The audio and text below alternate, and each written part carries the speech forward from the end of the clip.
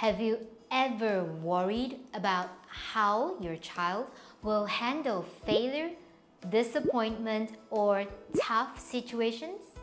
Maybe they crumble at the first sign of struggle, or maybe they avoid challenges altogether because they're afraid of not being good enough. Now, what if I told you that resilience is not something that kids are born with? It's something we as parents can teach them. And the best part, it's actually much simpler than you think. In this video, I will share 3 powerful, science-backed ways to help your child develop unshakable resilience, plus a bonus strategy at the end of the video that can help to make a huge difference in your child's confidence and emotional strength. Let's get started. Hey there, I'm Madam Han, and as a parent myself, I know that one of our biggest fears is seeing our kids struggle and not knowing how to help them. We want them to be strong, to be confident and adaptable. But how do we actually teach them that? You see, here's the good news. Research shows that resilience is not about shielding our kids from difficulties. It's about giving them the tools to handle them. By the end of this video, you will have 3 simple, practical, and science-backed techniques that you can start using today. Plus, a bonus strategy that will transform how your child deals with stress and setbacks. And if you love digging into the research, I've linked expert books and scientific studies in the description below. Now, let's dive in. Number 1, normalize failure. It's a learning tool. Imagine your child coming home from school devastated because they had failed a test. Their confidence drops and they say, "I'm just not smart enough," or "I'll never be good at this." You see, our instinct as parents is to comfort them. Maybe we might say, "It's okay, you will do better next time," or "It's just one test." You see, but science suggests a better approach, helping them reframe failure as a learning opportunity.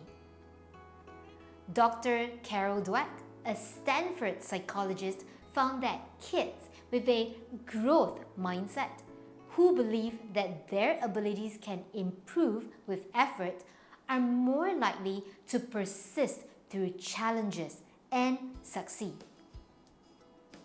How do we apply this, you may ask?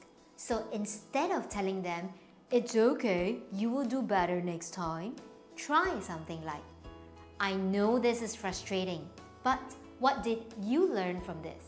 Or, "What could you try differently the next time?" We could also share with them stories about famous people who have failed before they succeeded. So one example could be, did you know that Michael Jordan was cut from his high school basketball team? So shifting failure from something to be ashamed of to something that helps us to grow is one of the most powerful gifts we could give to our kids. Number 2, let them struggle a little. You're in a hurry, your toddler is struggling to zip up their jacket. They get frustrated and they look at you with pleading eyes. What do? You see, the natural instinct is to jump in and fix it for them. But that might actually be hurting their ability to problem solve and to build resilience. Dr. Ann Maston, a top resilience researcher, calls this ordinary magic. Kids develop resilience when they face and overcome small, manageable struggles. How could we apply this then? So instead of trying to fix things for our child, we could try saying things like, I see you're working hard. What is another way that you could try? Or, wow, you're really getting close. Let's think through this together. Or we could also say things like, I know you can do this. Take your time. You see, letting kids struggle a little with our support, not interference, teaches them that they are capable and they are resourceful. Number 3, teach emotional regulation. Name it to tame it. Now, I'm going to give you an example right here. Your child loses a board game and has a full-blown meltdown. They scream, they cry, and they say things like, oh, this is the worst day ever. The instinct of parents is to shut it down with things like, stop crying, it's just a game. But you see, research has shown that helping kids name their emotions allow them to regulate their feelings better and faster. Dr. Dan Siegel, a neuroscientist, developed the Name It to Tame It method. When kids verbalize their emotions, they activate the logical side of their brain, which helps them regulate their responses. This could be found in the book The Whole Brain Child by Dr. Daniel Siegel and Dr. Tina Payne Bryson. So, the next time, instead of saying, stop crying, you could say things like, I see you're really frustrated. That makes sense. Let's now take 3 deep breaths together.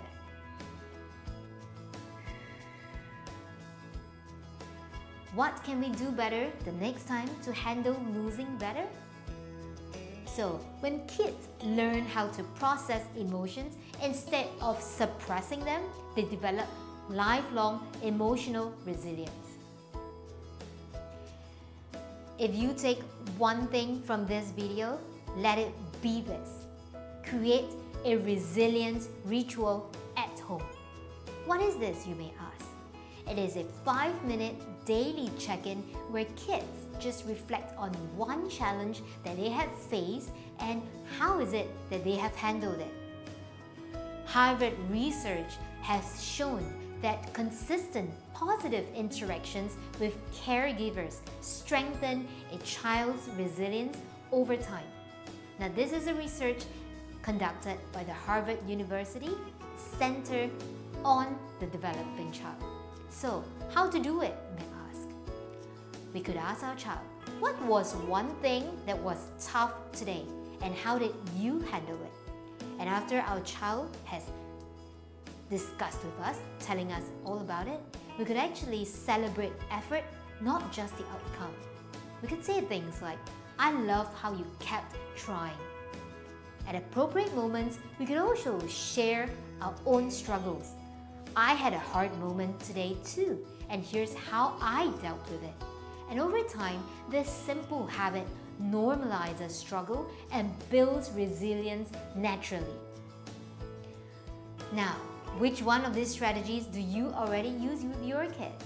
Or what is one situation where you wish you had handled things differently? Drop a comment below. I would love to hear your experiences. If you found this helpful, share it with another parent who could use these tips. Raising resilient kids does not mean preventing struggles.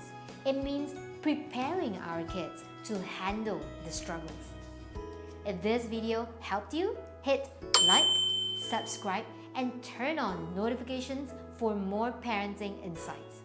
If you're a research nerd like me, check out the description for the scientific studies and expert books on resilience. I will see you in the next video.